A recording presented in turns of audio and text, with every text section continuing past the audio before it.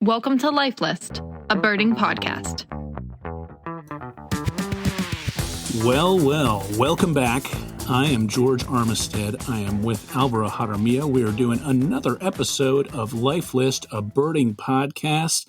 Alvaro, we're both back home. How are you doing, man? I'm doing really great.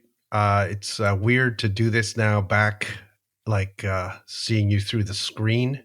Yes. We did two of these, mano a mano, as they say. Cara a cara. That's right. Cara a cara. Cara cara. Yep. Cara cara. So, it's definitely, there was some adjustment period of getting back into the swing of things here. But of course, I think just like you, we were away for such a long time that there was a mountain of stuff to do. So you didn't have any time to rest. Just gotta plow through, get things done, wash dishes a lot so that the family feels like you're right in the thick of things again. You know, just give them the illusion that you're in the thick of things, right? Yeah, that's just right. Wash. You wash the spoon and then back to the normal. Yeah. Well, yeah.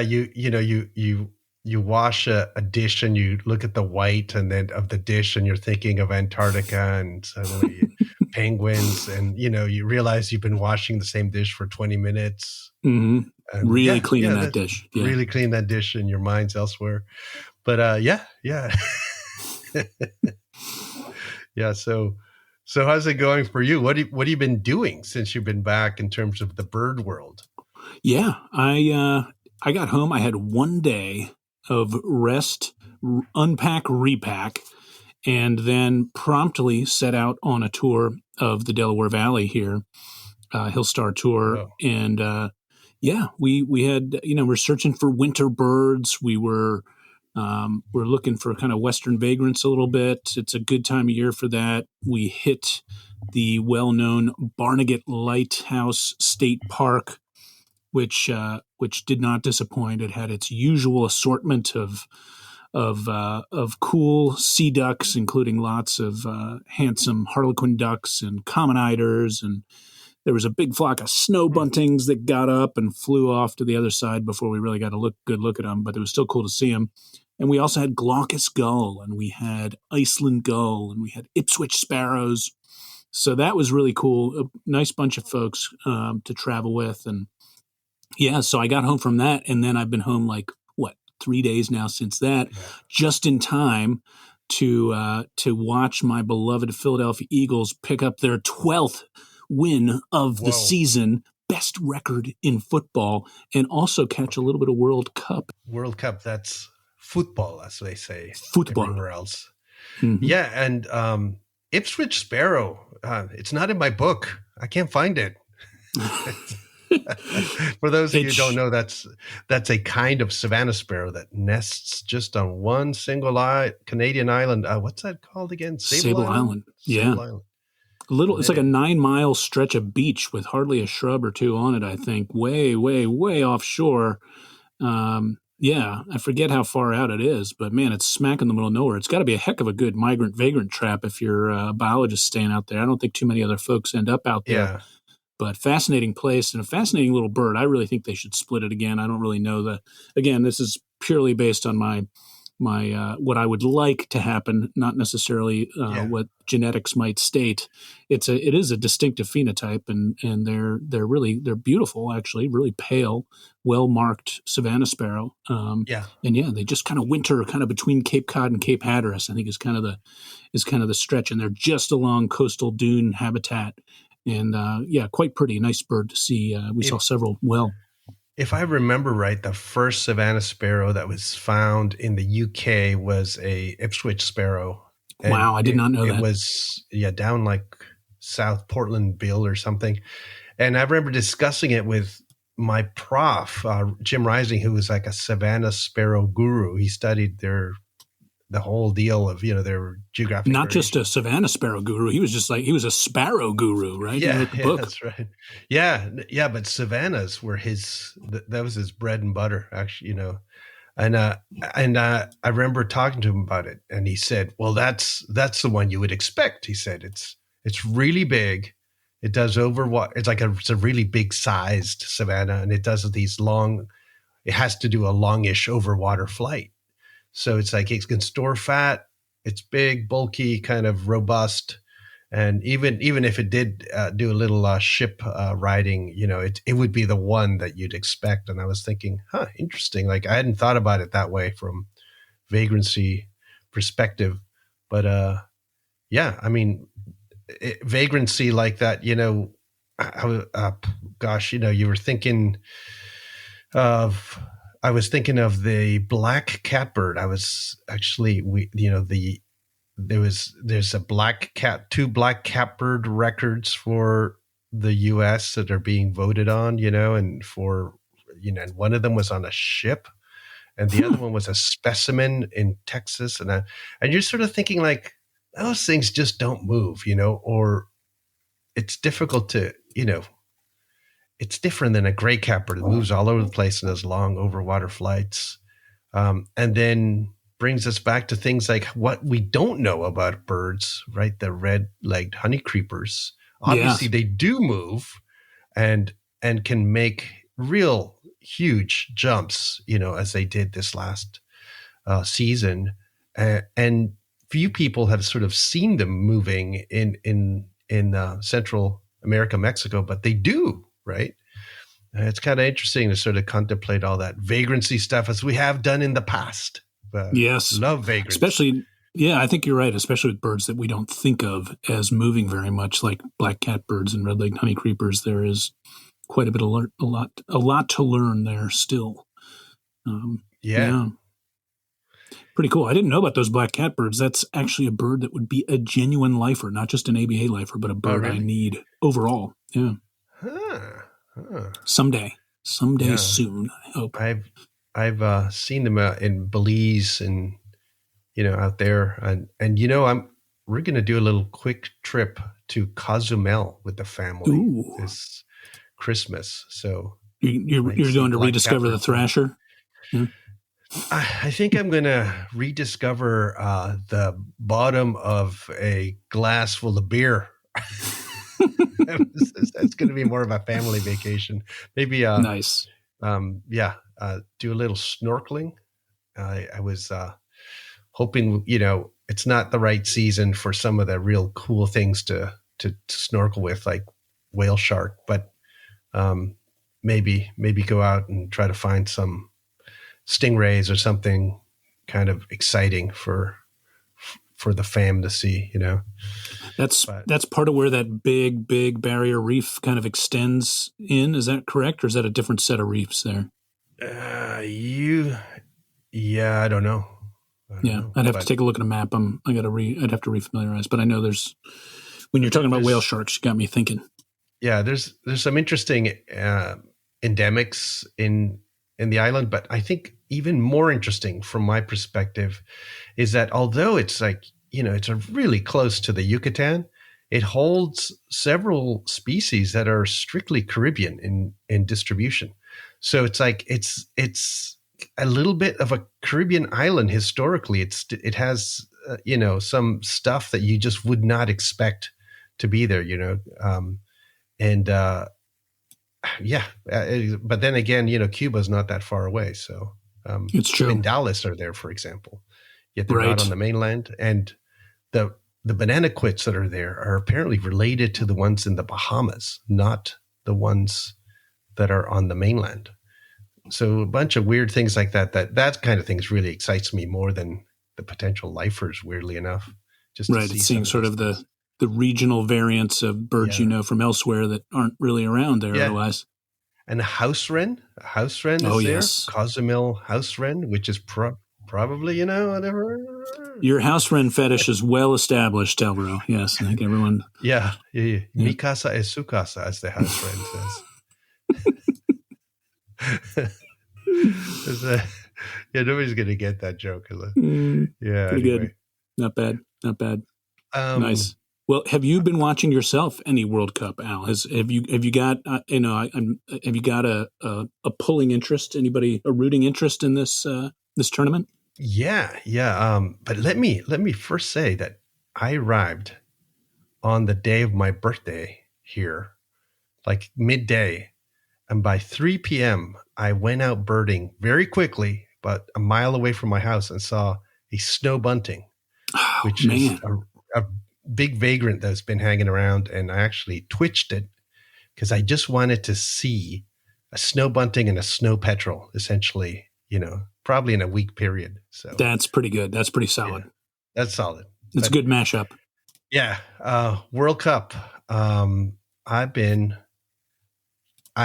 had a dream that what the best finish would have been England versus Argentina. Oh, yeah. But England's out.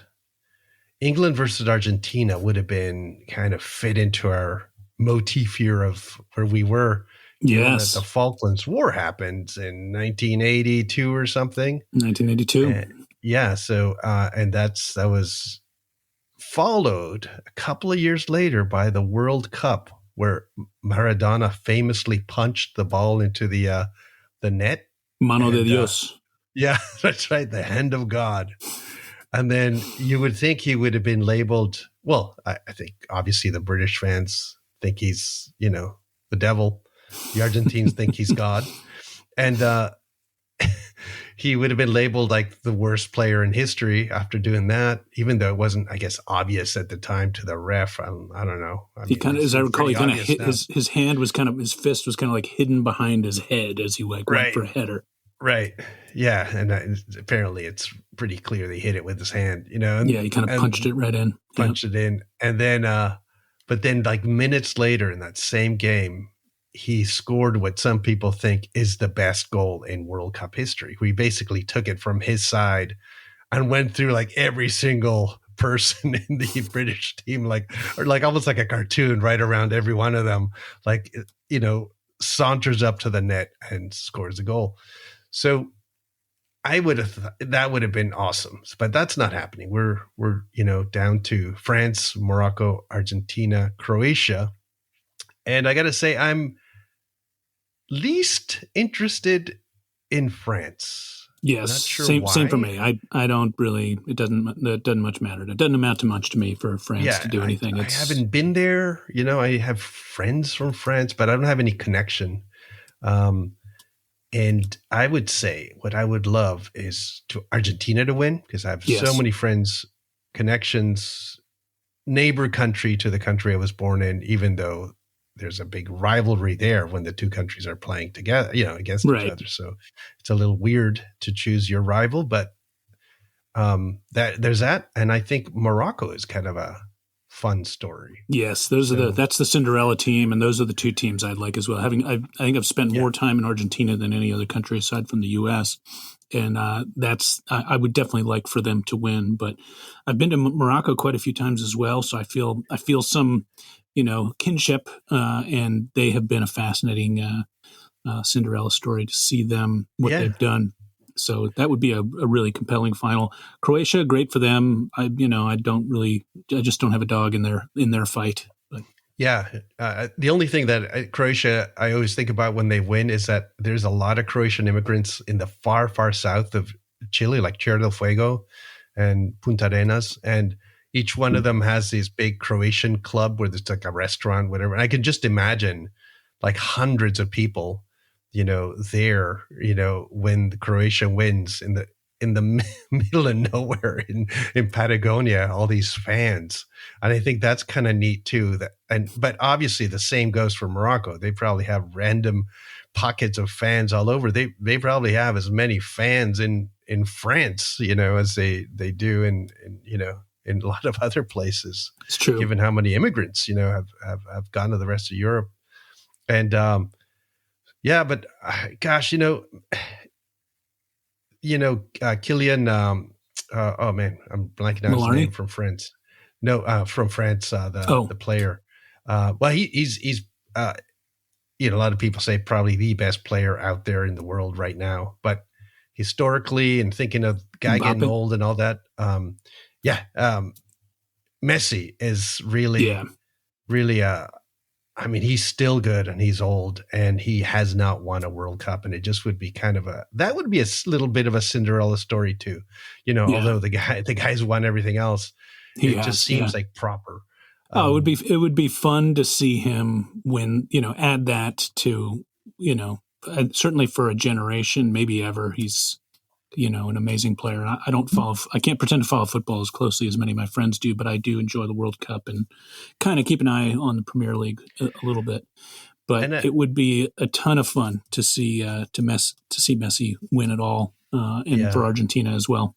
And the last thing I'll say about this whole deal is, I posted something that, you have to learn compassion. Like, it's not something that comes naturally. You really have to work on it.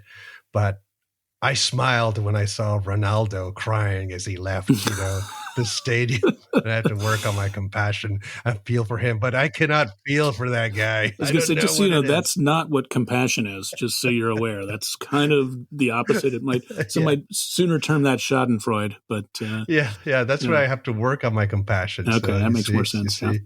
So we have to work on it. I just I don't know why I don't like that guy, but it seems to be a lot of people dislike him.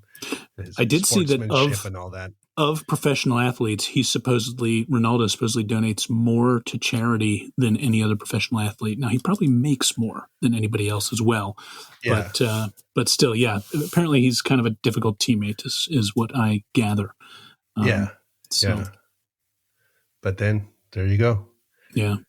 Well, the other big news I saw in pop culture lately, Alvaro, that I thought might be of keen interest to you is that Stevie Nicks and Billy Joel just released concert dates and have some shows coming up.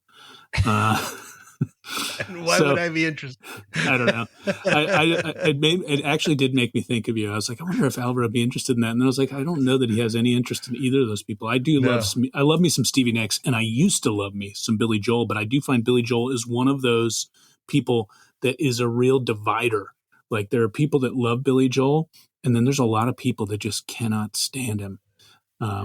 But in this household, we're kind of pro Billy Joel here. So I was kind of halfway looking at going. None of those. See, when I was younger, when those people were sort of famous and really sort of happening, I was so counterculture that, when this Fleetwood Mac, the woman, the other woman just passed away, I didn't know who she was. I had to look her up. Yeah, I've totally missed all that, and it's sort of a total not.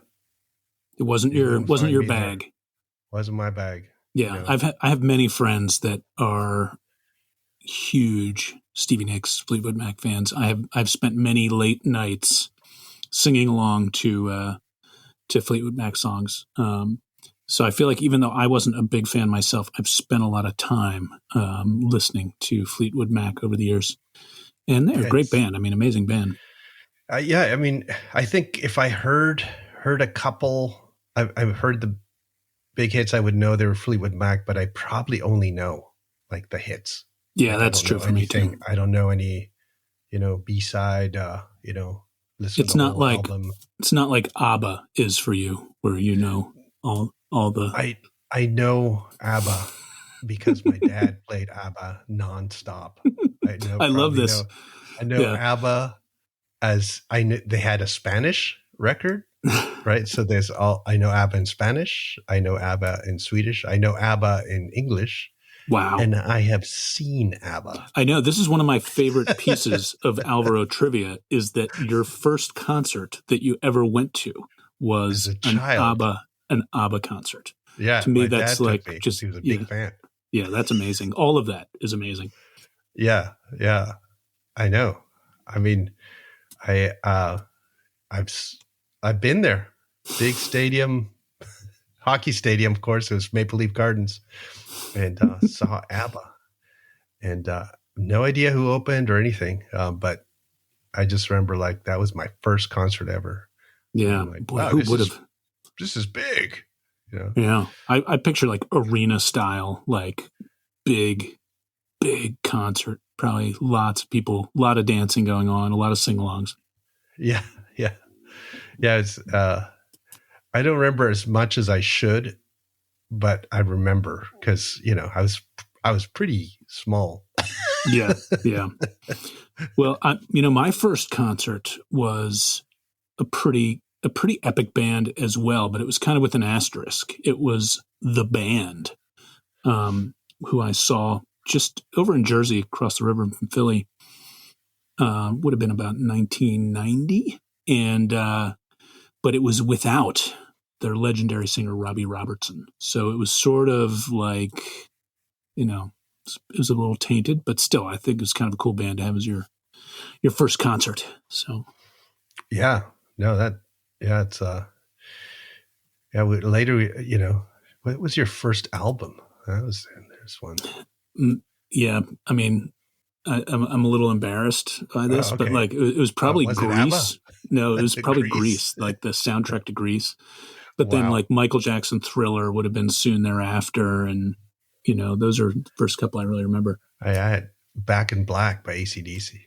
See, that's a much better. That's pretty strong right there. Pretty strong. Yeah. And I think Margaret Leonard on the trip said, I've listened to your podcast, and sometimes you don't talk at all about birds. Here we go again. But yeah, I think she was partially. I think she kind of enjoyed some of that, but also was like, "When are they going to get to the bird nuggets? Yeah, get to the good stuff. Yeah, get to the good stuff." Yeah, well, and perhaps we should. Margaret raised many a good point, and I remember her fondly. She had lots of fun and interesting things that she raised. Quite a sense of humor on that one. Yeah. Well, we were going to talk, Al, because we kind of covered, I think, most of the legs of our cruise on our couple other recordings while we were recording at sea there aboard the Ocean Diamond. But we never really discussed South Georgia, which a lot of people don't, when you tell people you're going on a cruise to Antarctica, they often don't even know what South Georgia is, or they don't really realize that it's arguably the high point of the typical birding route that is done down there. Mm-hmm. So yeah, like maybe you want to tell folks what did you like about South Georgia best? What stuck out to you? So I think there's a thought that goes through my head that there's probably a bunch of birders that have gone to Antarctica, just to the peninsula, and then later see those photographs of like thousands of king penguins and go, "Oh, geez, we didn't go there." It's because that's not in Antarctica. Yes. That's in South Georgia. So those classic images that everybody associates with Antarctica, because it tends to be part of a trip going to Antarctica, of, thousands and thousands and thousands of king penguins, or the big elephant seal bulls and the fur seals and the whole sort of shenanigans of huge numbers of critters, that is all South Georgia. Yeah. And it's the albatross, albatross colonies and, the rockhoppers or macaroni penguins and stuff like that, they are in South Georgia, some of them in the Falklands too. There's an element of the Falklands gets missed as well as a fantastic place that should be on the schedule if you're heading down there. But to me, I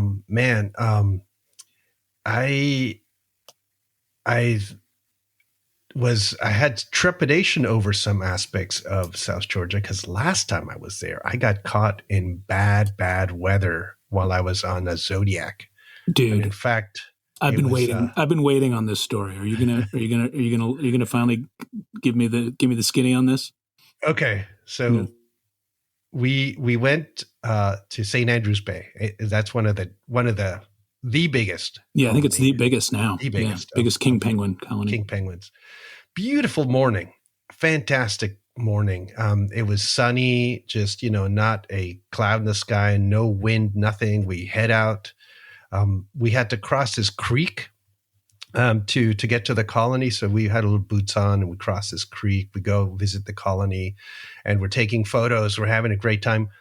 And then, like out of nowhere, a breeze begins, a very warm breeze. I remember like it was like weirdly warm.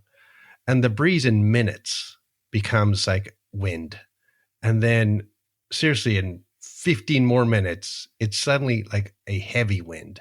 Like thundering down. Yeah, thundering down. And the radios, you know, the walkie-talkies all start talking, okay, this is katabatic wind. And it's rolling. It's, you know, you guys can look it up, the physics of it, but it's this wind rolling over the cold mountains and it speeds up and it can kind of go out of hand.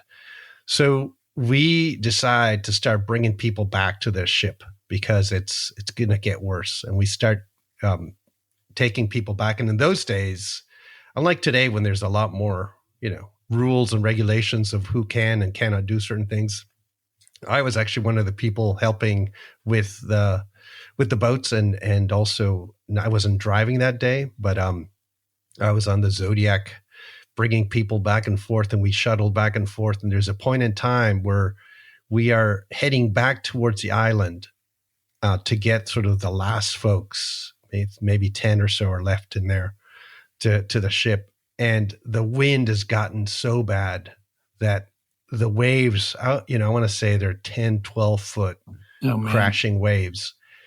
And Ted, you know, who's driving the boat, he says to me, look, man, we're going to flip over. The wind is so bad. You got to like kind of be the ballast in the front of the boat to keep this thing from flipping, you know? And I tied myself around the rope so I wouldn't get flung, you know, off the boat. I had my survival suit and the whole deal, but it was gnarly. It was one of those times when I was like truly scared, yet the adrenaline was so high that you were doing things and you were working through issues. We're not going fast, obviously, in these waves, but still, like, they are, you know, the boat is launching in the air and dropping into the water, like with a big bang, you know, kind of thing. And during one of those, my shoulder got caught in the rope and just snapped, like, you know, like I could feel like, oh, that was bad, you know. It turns out it was, I had dislocated it, but I didn't know at the time. You know, we just kept on going. But then, you know, we eventually get this boat all the way to the shore, and the captain by that point, you know, about halfway through, he just said, he called off all boat operations. It's like, get that boat to shore and then just wait, you know, because we're not going to have anybody else in the water. And, So at this point, you've got still some guests that are on land that need to get back to the boat, and right. You've been shuttling, and so you're bringing it back to try to get them, and now you're realizing that you're not going anywhere. We're not going anywhere. We're gonna have to wait this out on land, and we get the boat over. I remember we got them on. We hauled them out. They must have been lighter than the ones that we had this time, but I remember we actually hauled them out, and then we sort of sat between. We had, I think, two boats, and we sat between them. And the wind was so strong, we needed like shelter from the wind. So we were kind of trying to lie down beside the boat just so that the sand wouldn't hit our faces. And standing up was difficult. That's how much wind there was. How many people were there? There were about 10. I think 10 to 12. And then we realized there's like a survival cabin, like that's in the distance, maybe a mile away, a little hut that the British government has sort of set aside for people. And we say, okay, we gotta get ourselves over there because we have no idea how long this is going to take. You know, if it's going to be like an hour or 5 hours. And but remember that creek I told you about? Yeah, it had suddenly become a raging torrent because the warm air had started melting all of the snow up top. And then the thing is raging. So, but we thought we can do this if we form a human chain. You know, like it was classic, you know, like yelling at each other in the wind, you know, grab his arm, grab the arm, get to the chopper, get to the, you know, and then it's like, you know, it it was, and we got everybody through this stream, and walked over to this cabin, and it was unlocked, and we went in there, and there was only enough room for us to just sort of stand up. We were all wet. Fortunately, we weren't cold because the air had gotten warm, and inside the cabin we weren't cold. But I remember I was so, at that point, there was a point where like all of the adrenaline drained out of me, and I fell asleep standing up. Oh man. Like with, kind of held by all the other people. And I'm just like, I think, I'm not sure if it was sleep or if it was just like almost deep like meditation, deep out. Forced meditation. Right. Highlight though was they had what they call hardtack in there. It's like these bits of food that survive like decades. So you can just leave them there, kind of like weird crackers. And we, we're like hungry. So we start eating the hardtack, and people are like, oh man, this is gross. And I'm like, actually, I kind of like this stuff. I mean, I would buy this, I remember I was the only one who had a, an interest in the hardtack. Wow. But it took us 10 hours, I want to say, for the whole thing to go down. And then we sort of came out when we were called up, and it was sunny again. The wind had died down. And it was just like, was this a dream? Like it That's came out of nowhere. Time. It's left, but it was a long time. The ship actually had to go away. It had, sort of find shelter, someplace more sheltered bay. Yeah. It went to find shelter or just get away from the big waves, just sort of away from the island. I guess they could just go offshore a little bit probably. And but by the time we started, we got everything kind of going again, and we got the zodiacs going, and we took people back. The waves were rolly, they were big, but they weren't breaking, so it wasn't that bad. But the swell was going up so high, up and down, that getting the folks out of the zodiac to the on the gangway was one of those things where like the big Russian sailors just grab people up top of the rise and just pull them in, and there was a big welcoming committee. They'd made signs and welcome back, the St. Andrew's 10 or whatever we were called, and it was kind of a party. We had a big celebration, but then I had to go see the doctor for my shoulder. It was this old Russian lady who spoke no English. Oh my gosh. Again, it was the old days before they had proper, kind of, And she basically twisted my arm so that it was in incredible pain. And she was said, just like, yeah. And then said, you're going to be all right. That's it, and there was no nothing, and there were other doctors on board. Like, here's a Tylenol. Yeah. The other doctors were like, you got to get some more pain meds here and this and that. So they helped me out. But I still, to this day, I've had this shoulder operated on, and to this day, I still have pain from that event. And when we were there, if you remember, do you remember just now, like it was nice and beautiful, and we got out there, and then this warm wind started. Yeah. I started kind of freaking out. That's what I remember. Like, I didn't know this story somehow. I don't recall you ever having told it to me before. And I was like, and I think I looked at you and I was like, are we going to get some katabatic winds here or something?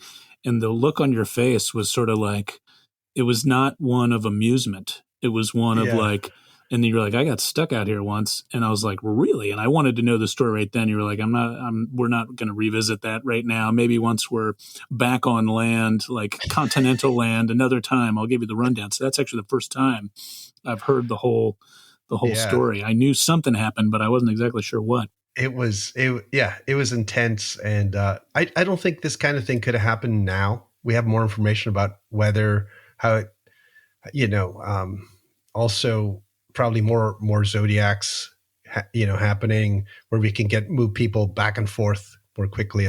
Wow. Well, that is quite an experience you had out there. I can't imagine, for me, I'm just walking around thinking this is an incredibly beautiful place. Yeah. I have experienced katabatic winds one time actually at, in Dragalski Fjord at South Georgia there. But we we just kind of boated away from it. It became clear we were not going to get any further into that fjord, which is one of the most beautiful places on South Georgia. We didn't get to hit that this time, but hopefully in the future.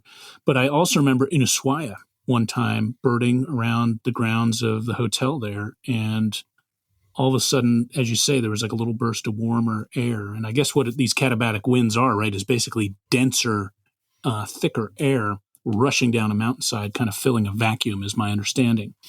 And it changes in pressure, so the pressure changes the temperature and the speed. So there's like the energy has to go somewhere. So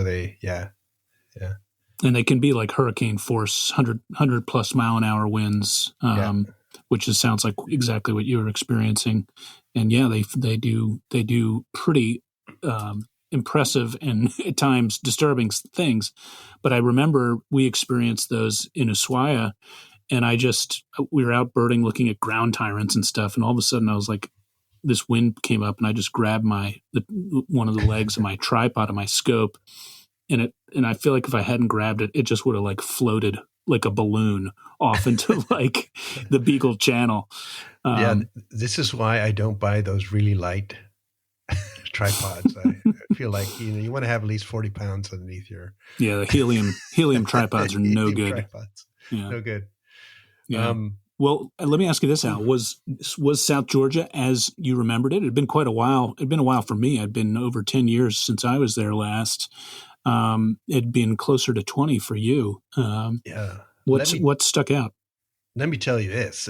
And you seldom actually have this situation happen in the natural world or the birding world. It was better. The 20 years or so between visits has allowed folks to go and eradicate a bunch of, introduced mammals from there, mice, rats, I think it was. And now some of the species that used to be hard to find, the South Georgia pipit, South Georgia pintail wasn't hard, but there weren't that many. A lot more of them now. Yeah. Yeah. Like it's one of these things where you think like this is much more than what it used to be because of really careful management and money spent on all this, sort of conservation work. So I was so impressed. And, the penguins, just the noise, the smells, maybe not as cool, but, the fur seals actually are the worst because they smell like a locker room. It's like bad fish and sweat, It's yeah. So, but seeing all of that, Antarctic terns flying around, snow petrels, white-chinned petrels in the middle of the day flying inland to nesting, areas. It's just kind of magical, and the number of penguins, king penguins, and the wildlife in general was, like I remember just masses. The sounds, the smells, everything. Yeah. You were talking, that whole experience you had with the katabatic winds there at St. Andrews Bay, that colony has only grown. The king penguins there are thousands stronger than they were 10, 20 years ago.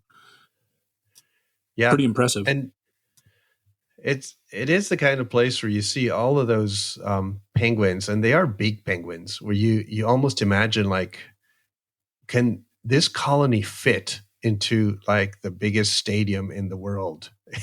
If there were people, and could they fit in the World Cup stadium in Qatar? Yeah, right. I think there's too many penguins. So it's a lot of penguins, and it's there's all the stuff that goes on around them too. The sheathbills that are looking for a free meal, the skuas that are patrolling around. The marauders. Skuas are the marauders, man. They're like, I got a couple of photos I was going through yesterday where one of them snagged a penguin egg, and there's like 15, 20 skuas all. They remind me of like the ring wraiths in like the Lord of the Rings. They're all just like these kind of, fiendish looking dark birds that have these, crazy proportions. Just they look strong and fierce and a little scary. And man, like you don't, I'd say one of the few times in my life I've actually been scared of a bird. One was seeing cassowary in Australia, and it got a little closer than I had bargained for. And the other was when I got too close to a brown skua nest years ago on South Georgia. And it was like I never knew where the nest was, and I was just trying to get away from it, and the thing is just diving on me. And it's like when I first noticed it, it was like about a meter off the ground, flying directly at me, and you could see the force that this thing is moving with. You're like, oh my God. And then it just, it veers up, dives down. Then the two of them are tag team and diving on me. And I'm just trying to get away from the nest. And I think in the process of trying to get away from the nest, I actually got closer to it. And then, they just kept diving like crazy. But seeing those things, if you're up at a penguin colony, those brown skuas there at the king penguin colonies, they're just, they really, they put on a hell of a show. You kind of admire and fear them all at once. Yeah. Yeah. And then there's the other aspect of them too, is that, the identification and the, this and that. So there's so much to do with skuas, how many species are there? What do they call like, so I like the skua show. I enjoyed the tern show, the Antarctic terns and seeing. Oh yeah. You were totally nerding out on the terns. Yeah. Yeah. That was great. And I'm trying to get photographs of them, maybe later put some thing together on how to separate these southern terns. And the kelp gull subspecies, you were quite keen on them throughout the trip. Yeah, that's right. Actually, kind of confirmed with the photographs that they have a little bit more white on the wings than the mainland ones. So they are a different subspecies, but I felt like, are they that different? And they're not really that different, but they are different enough that you can actually sort of say there's a specific thing to look for here where you could say, this is more likely an Antarctic bird than a mainland bird, but it's pretty marginal compared to a lot of other subspecies. If we were looking at this level of stuff, we probably should have subspecies in herring gull here within North America, so, but yeah. Well, one of the other real identification challenges, arguably the hardest one, maybe not the hardest, right? There's quite a few. The prions are famously difficult. You kind of have to spend some time. You start out seeing slender-billed prions, and then as you get further south, you get into Antarctic prions, and they kind of segregate pretty much. They don't really overlap a whole lot, except at the margins a bit. But it seems like a fairly abrupt transition considering the sheer number of each that you're in among. And then we got to look for fairy prions, which, we just saw very few of each. But that's a fun challenge.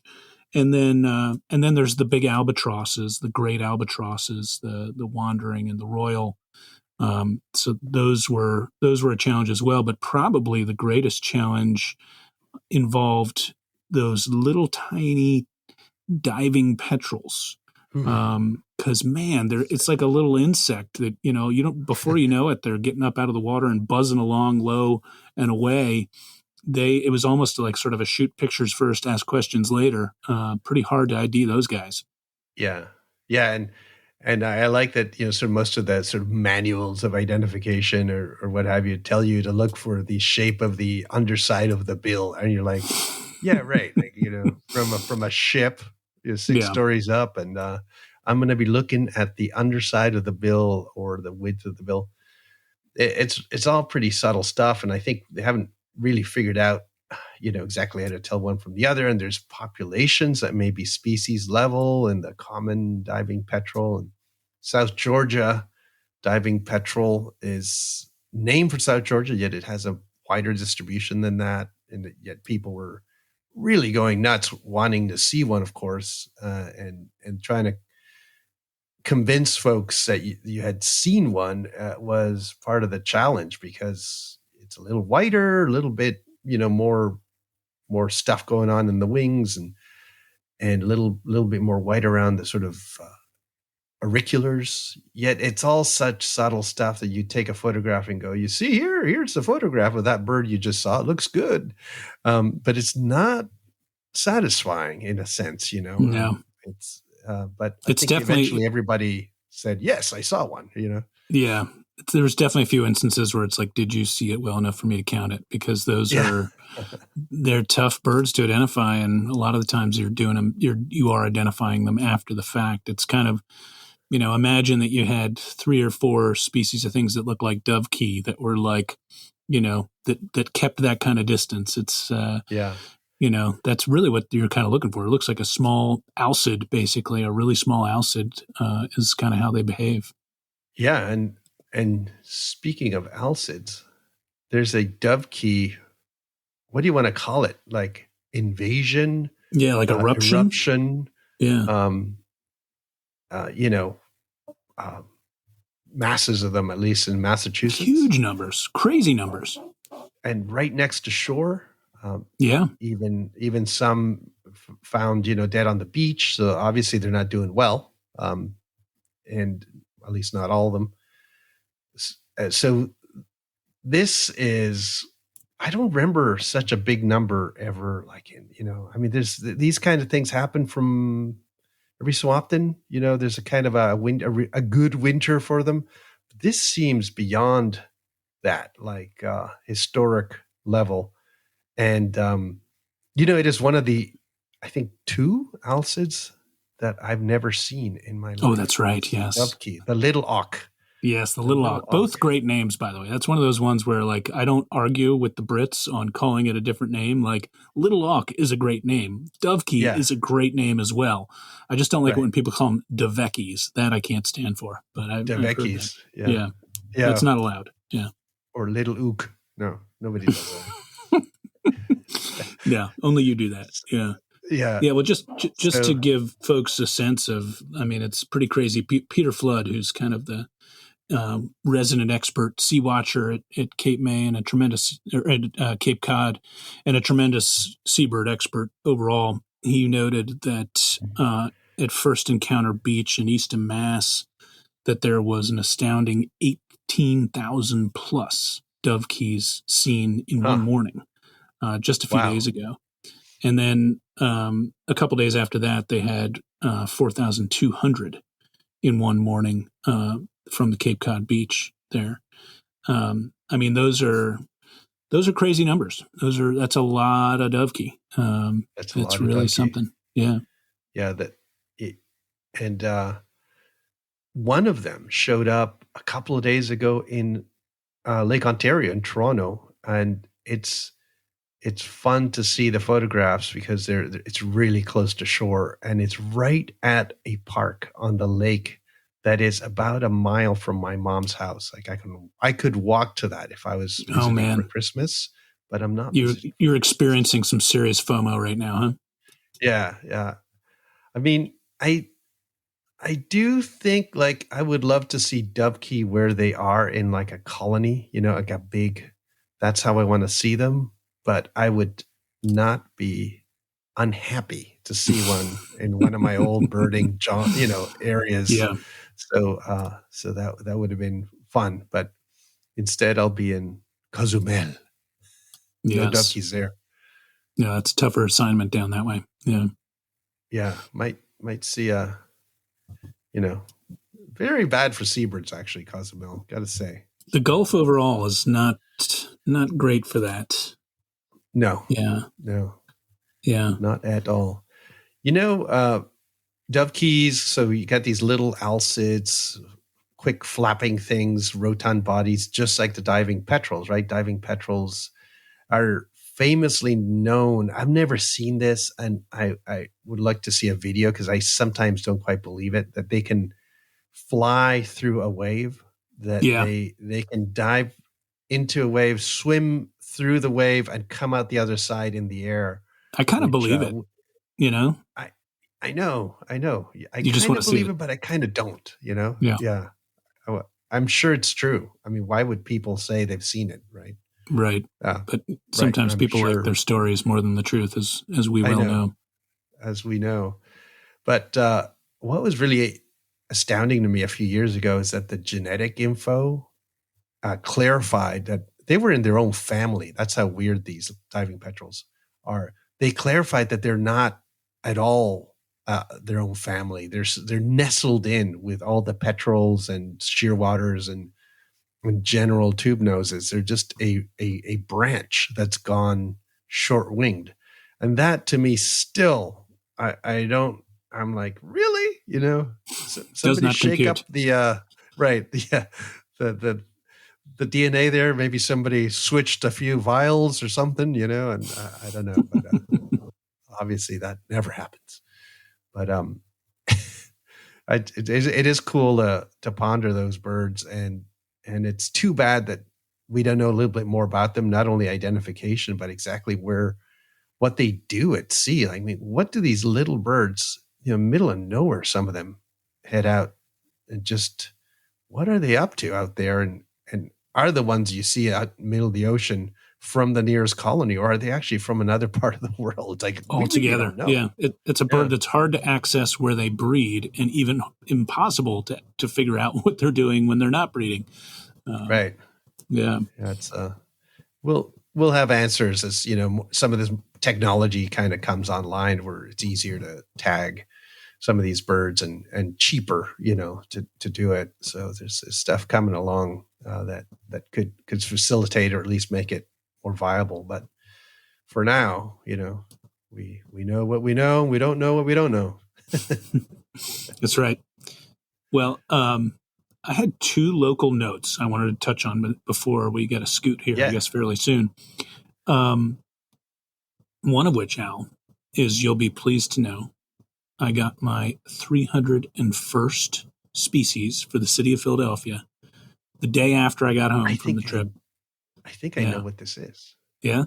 Yeah. I was really kind of nervous about it. It's one that all of us have kind of been expecting in Philly, because it's a routine vagrant in the region. But I had never seen one. No, one had never been documented in Philly. There was one that was before, from about 8 years ago. Ash-throated flycatchers. That's just, what I thought. regular I to the saw region. something. Yeah. Now, you might have also been hearing about the hermit warbler, which showed up just outside of Philadelphia, and I think is only like the fifth or sixth record east of the Mississippi, or at least east of the Appalachians. I'd have to check. Very few records in the East overall.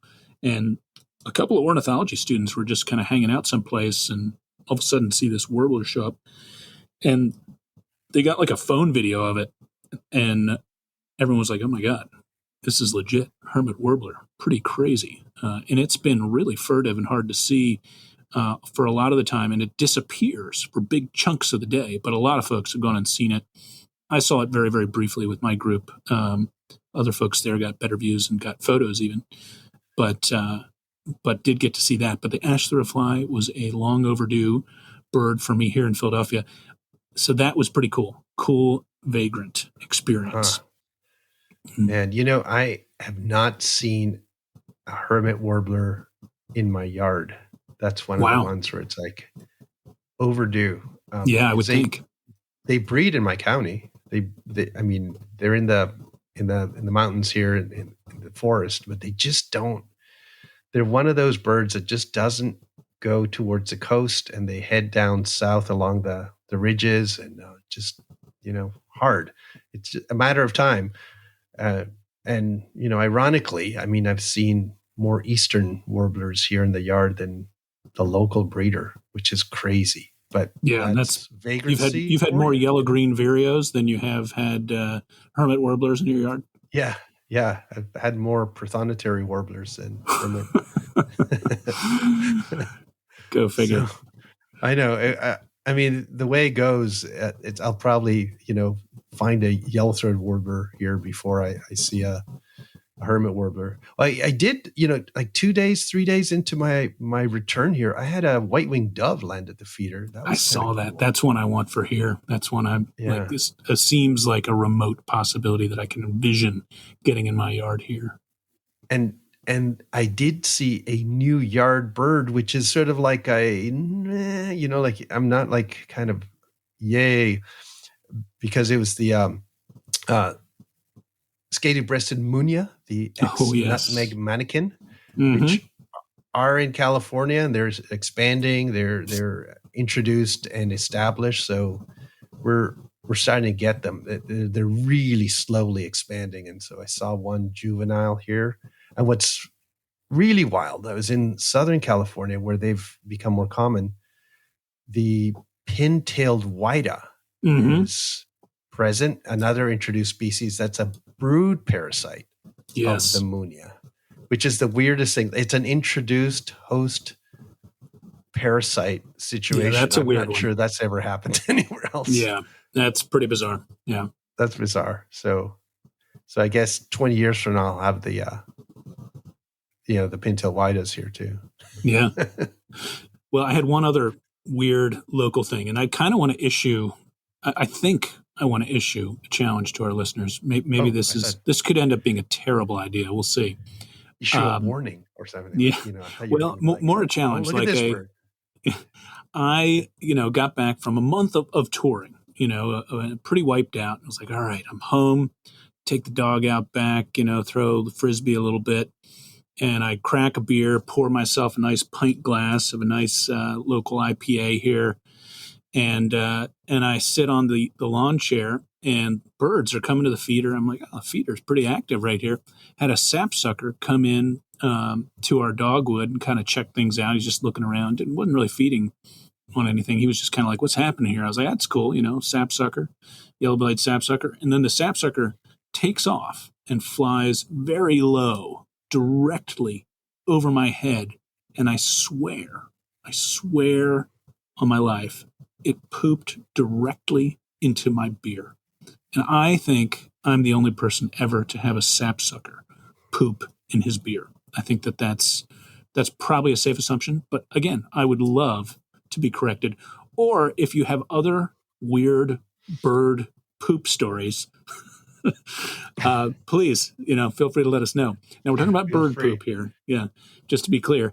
But I did have, last year I had a white-breasted nuthatch that as I was looking up at it, trying to determine what it was, dropped a little something that landed right on my forehead. That was pretty unpleasant. But I'm sure others have had far more unpleasant experience than that. Yeah, this is bad, George. This is really bad. I mean, if you're going to get a bird to like crap in your beer, it's so demeaning for it to be a sapsucker. I don't know. I almost wanted to try it. I was like, it's probably really sweet and sugary, It's probably sweet and sugary. But it's the bird that people who are not birders make fun of, where it's like, hey, you seen the yellow-bellied sapsucker? That's that true. kind of thing. And the name is too much to resist. The bird that everybody laughs at has just crapped in your beer. I don't know. Maybe. Well, at first I was furious because I'd literally just poured the beer and sat down and was ready to drink that beer. Expensive, these IPAs. I'll tell you. But after a while, I thought, you know what? That's actually a pretty cool experience. I dare say a unique experience, one I shan't soon forget. Well, go tell those Dogfish Head folks or whatever out that way, that they try to make all these crazy ass beers. With, infused with what have you, infused with sapsucker fecal material that's been cleaned, of course. Yeah. It would be quite the I like it. Yeah. Now, if you were to sell this IPA with sapsucker fecal material, that, what would you call it? That is a good question. Yeah. George's Folly. I don't know. They have moose drool out in Montana. I feel like we ought to be able to come up with something pretty good with, sapsucker. I don't know. I feel like there's some good alliteration we could use there, but maybe we'll save that for another time. Maybe somebody could actually come up with a good beer name for incorporating either sapsucker, fecal material, or something of that, and George all in one. Mm-hmm. Yeah, maybe. Yeah, all in one foul swoop, if you would. Yeah. Right. Yeah. Yeah. Nice. Oh, I like it. Well, That's fantastic. on that note, we should probably scoot here, Alvaro. I did want to say we are missing our co-host, Molly Brown, who is in Costa Rica right now on a birding co-op trip. Her, Josh Coville, and a bunch of others are down there. I just saw some fresh video from Molly of a resplendent quetzal. Looks like they're having a heck of a good time. We look forward to getting Molly back. And yeah, what do you got coming up, Al? What do I have coming up? Holidays, and I'm kind of looking forward to the Cozumel thing for what I mentioned, a little snorkeling and all that. But I do want to see, if possible, the orange oriole. It is a icterid I've never seen in my life. Not too many of those out there for you, I would guess. There's a few, but yeah, they're kind of they're spread out over various geographic places. And this is one that I've been in the range before and it just hasn't happened. So I hope to see that. And, yeah. Nice. Well, I have my annual visit to the landfill coming up here. Me, Tom Johnson, and some other friends will be surrounded by the gulls. I will no doubt detail for you all the annual sojourn to the big landfill and let you know how that goes. I'd encourage folks to take a look at the Hillstar Nature website when you get a chance. We have some awesome India and Colombia trips that are taking shape nicely. Those trips that are going to go have a few more spots. And there will be no trips to the dump available on that on the website, but who knows? Well, maybe that's a missed opportunity. Yeah, it's really it's definitely probably an untapped group of folks that need to start hitting. But yeah, thanks everybody for listening. Al, I hope you have a great rest of your day and take care, everybody. Bye-bye.